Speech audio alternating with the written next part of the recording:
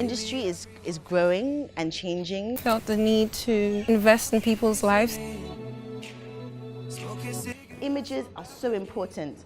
You know, at the moment we're trying to stimulate our minds, really structure your design process, prototyping, and being inspired. I've been able to learn a lot.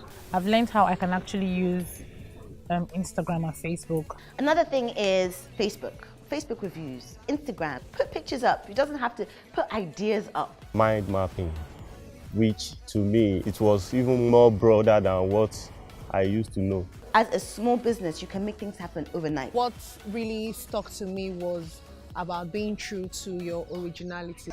You need to select the good part of the work, the part that is necessary in your portfolio. Portfolio building was very much needed. One thing I learned is to just get the ball rolling. The assembly is organized. The fact that they are pushing for people to evolve